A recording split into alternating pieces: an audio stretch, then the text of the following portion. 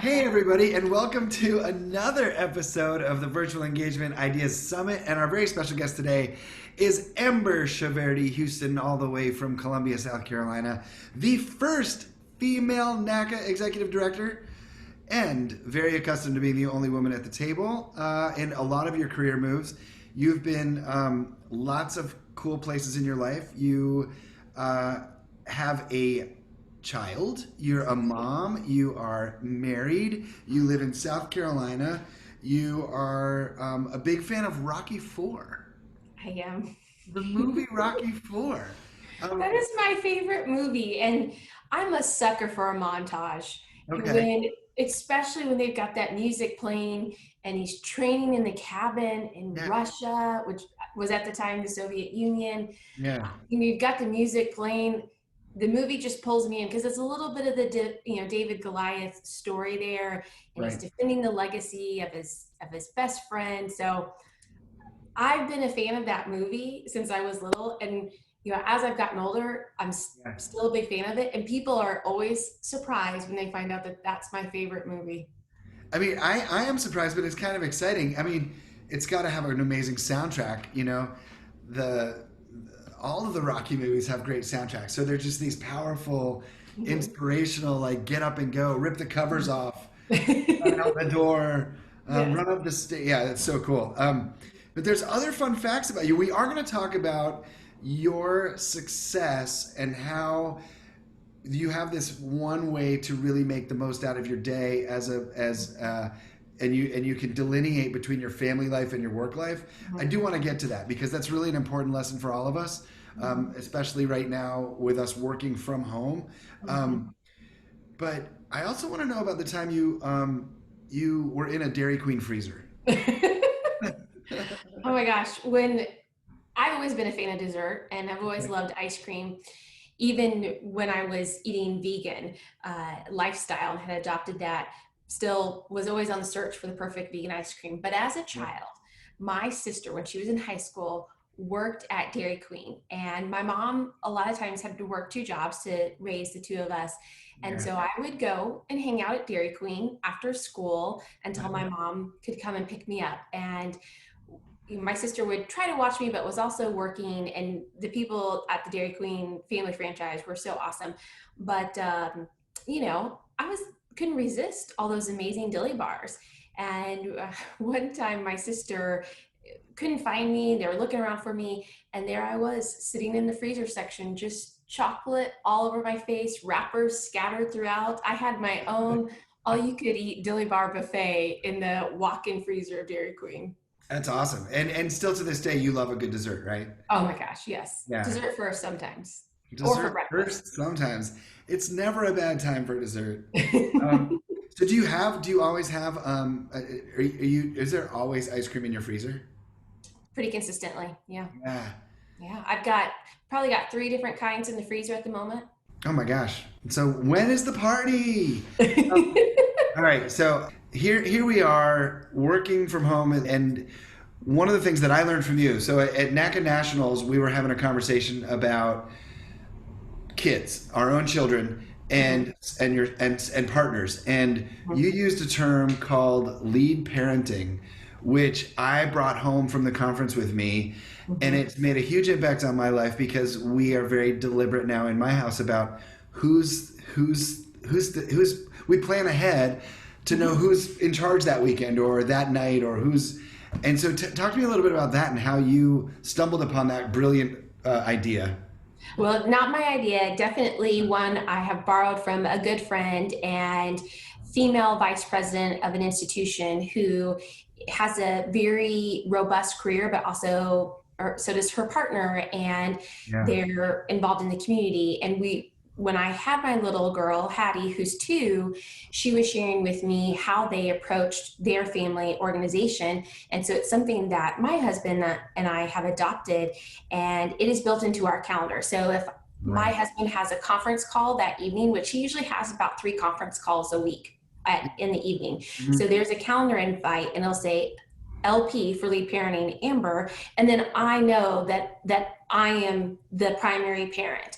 And that has helped us with our volunteer commitments, and it also is a huge help when we had our schedule in the refrigerator every day during those, these past few months where we've been working and childcare through all day, every day. And Right. it just helps keep us organized because Yeah. we're both responsible, and nobody here is babysitting because she's our child, she's our daughter. So we wanted to make sure that we found a term that worked for us and kept us organized. Right. Instead of being in charge, you're the Yep. lead parent. I love it. I love it. And thank you for putting it out there in the world. And but you grew up in a house with one parent, with one lead parent, right? Mhm. Single mom. Yep. Yeah. And tell us a little bit about your parents. If you, we want to get to know you. We want yeah. Yes, my family is I would say interesting to me, Yeah. and my mom is in town helping us out a little bit, and Uh-huh. we are working on our genealogy. My parents happened to get divorced when I was young. My dad is an immigrant from the Middle East, and my mom's side of the family we have traced all the way back to the 1600s. Oh my gosh. Yeah, so it's just two different, but I think yet very American, how a Yeah. family comes together. My mom is a retired special education and English teacher after 40 years. Hmm. And, as a teacher raising two daughters, you have to have other forms of income, because we all know teachers are not paid enough.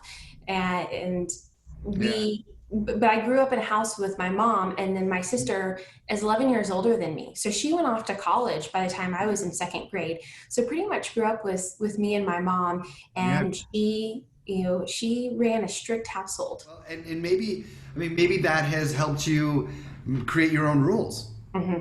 right? And really set boundaries, which is what I think is a really, you will model the behavior for a lot of us in Hmm. our conversation today, because you are really great about your work life, personal Hmm. life, work life boundaries. Hmm. Um, can we talk about that a little bit? Yeah, absolutely. I will share with you that Yeah. my mom never let me have three ice creams open at the same time. So when you say creating your own rules, Yeah. there's definitely been some things where I've gone off the rails. Oh, like, so your mom would say, like, you can't open the chocolate until the vanilla is finished, kind of thing? Absolutely. Oh, wow. So you couldn't have like a half-eaten gallon of all three kinds. Oh, very interesting. Very interesting. So you have gone off the rails. This is, you were like, you are crazy. You're crazy. You've got three ice creams open? I know. Living life on the edge here. But yeah, I would share with you that after being married 11 years, and both of us really for a significant part, our daughters too. So for, 9 of those years, it was just the two of us and working on our careers. And after a few years, I just felt like it was a little unhealthy how much we would talk about work at home, because my husband and I used to work in the same profession. Mm-hmm. It was really easy to use each other for advice and counsel, but also just kind of talk about our day because we understood it working in the same industry. Mm-hmm. And after a few years, I just felt like I really wanted to be able to separate. And the first step that we did was when we adopted our dog, our senior dog. I made a rule for us, or you made the request of my husband, when we would walk our dog after work. On the first part, we could unpack our day. How are you Yeah. doing? Any challenges? But then when we turned around on our way home, that was it. No more work. Right. That's Let's just great. talk about life and Mhm. other things and what's going on in the Yeah. world. And that I think was a turning point for me in being able to set up some boundaries, but also learning how to communicate my non-negotiables. Not, because being able to communicate that to your partner, and then that gives you the confidence to be able to communicate that to others. Right. And that's something you started doing at previous jobs? Hmm. Yeah. Absolutely. And I had other jobs where I traveled a lot and I had a lot of evening calls.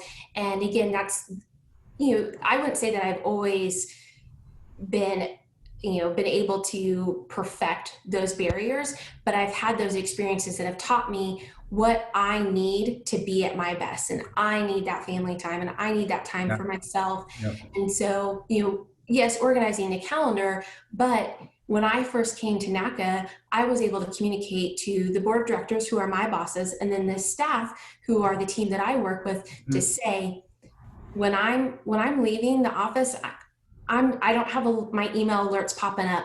If there's an emergency, you can text or call me, but I'm not paying attention to my email. Right. And because 5 to 8 p.m. is sacred time for little ones, especially. Sure, sure, sure, sure. Yeah.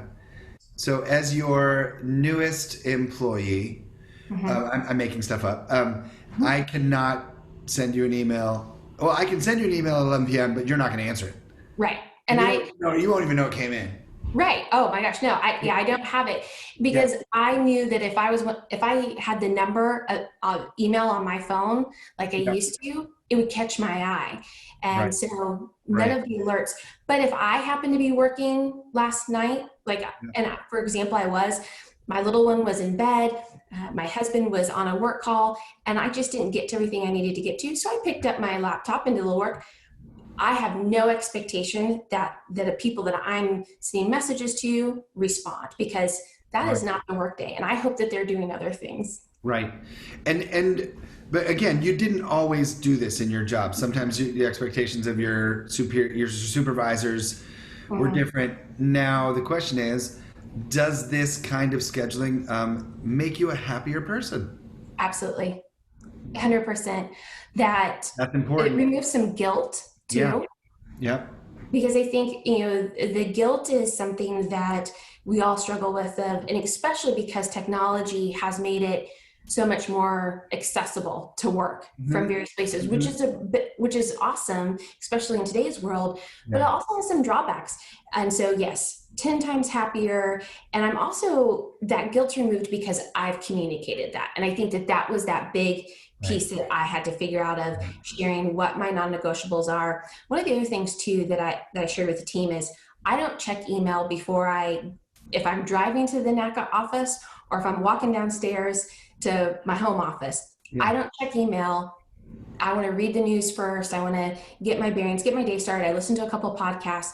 So, for example, if something comes up in the morning and you're running behind on your way to the office, whichever office that may be, Right. you want to let me know, send me a text. But I'm Yeah. not going to read that 6 a.m. email before 8.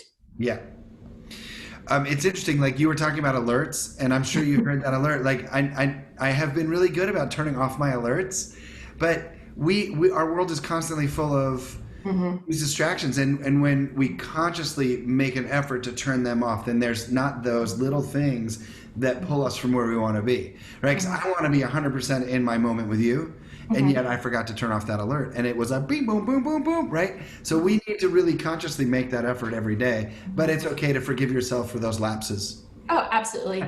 You think something else that I had learned, Yeah. and it was when I first started supervising really large teams, and I found that some people can have the alerts and it's okay. It doesn't interrupt their workflow, but other people really need that mapped out day of, for 2 hours, I know I'm working on strategy. For the next 2 hours, I'm working on this program design. And then I'm going to give myself an hour to check email, respond to messages, but it is okay. Give yourself permission to close your email, because so often we see that alert, that box pop Yeah. up, and Right. we want to stop what we're doing. And I've read so many articles and listened to different podcasts about how distracting that can be, and actually how it takes you back in the project, and it's impacting your efficiency. Yeah, absolutely.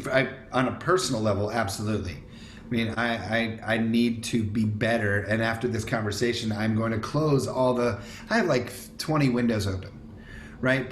And I know that I know other folks that I've interviewed are similar to that. And then I bet you don't have as many windows open because yeah. And if you saw my screen, it would I maybe, might, yeah, you'd make you uncomfortable. But maybe I need a manager, really. Maybe I need a manager and just someone because yes, what am I more productive when I have a schedule? Yes, and so is everybody, right? mhm. But some people need it more than others. And anyway, enough about me. Enough about me. Let's get back to your lessons about really separating work Mhm. and home life is really important. And everybody who is watching this really take that to heart because Amber, you said you're happier, Mhm. right?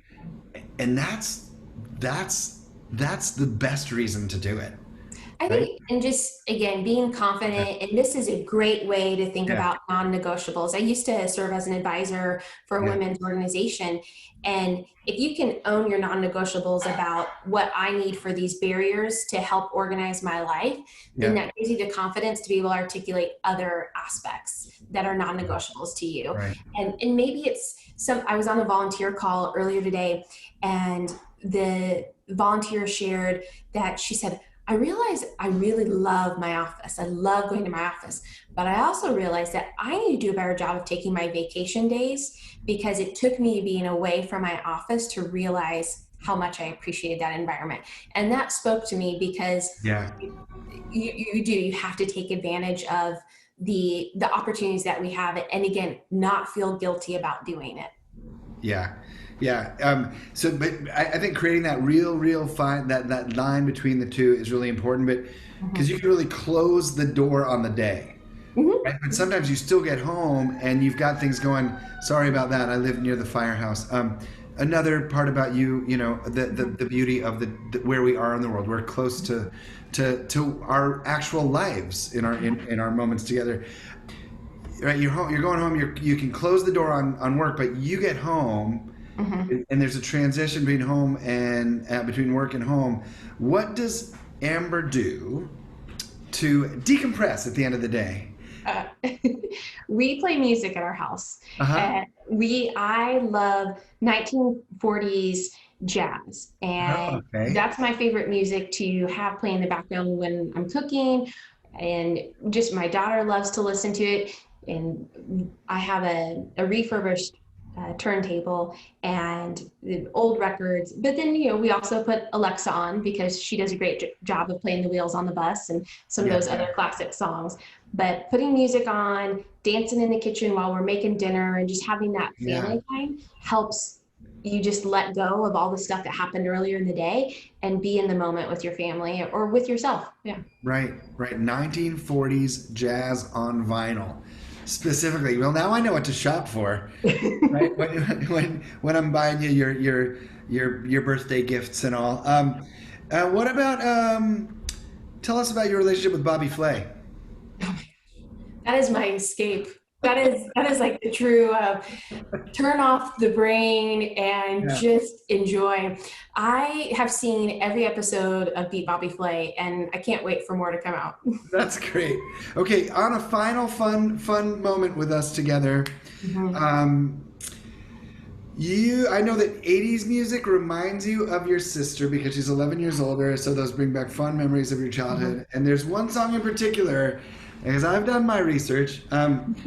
There's a band called The Outfield, and there's a particular song that maybe if we were doing karaoke, you'd be willing to get on stage and sing it. If you were singing with me, only if you were singing with me. If I was singing with you, okay. Now this is a relatively high-pitched song, but I still think we can pull it off, and we'll go as far as we can.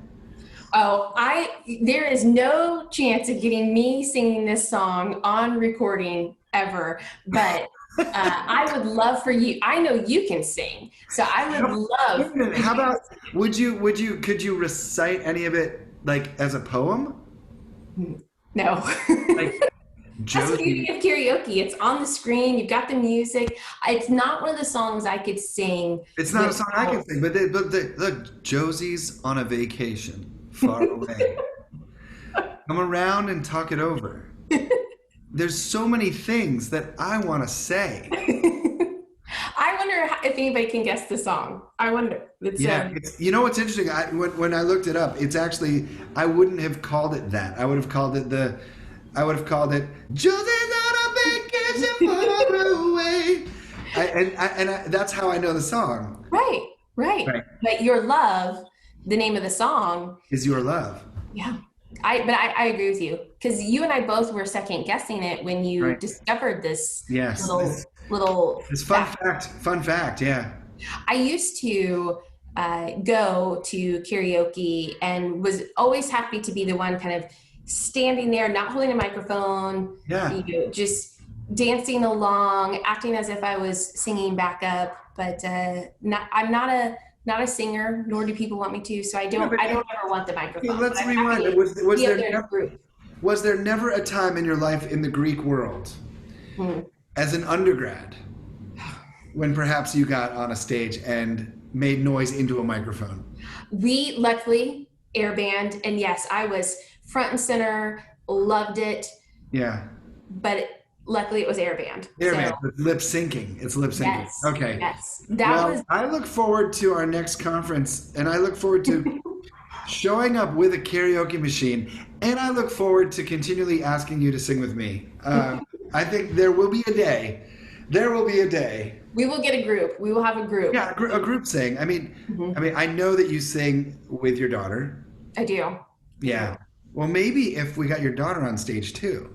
She's a little ham. She would enjoy it. But I can't wait for the day where us and a group of friends and colleagues from NACA can have an evening out and go karaoke. Right? Right? It's going to be awesome. What a fun time we've had today. Thank you so much for sharing all of your brilliant knowledge. Thank you much. Thank you also for leading the charge with NACA right now. I know it's a really crazy time for everybody, but things are looking good. Things are looking positive. There's a real positive energy for everybody, for higher ed, for advisors. It is a mystery, but we're in this together, and we are adventurous, and we're daring, and we're taking chances, and we're having fun. So thank you for being a leader in all that. Have a great rest of your day. Thank you, Jason. Thanks so much.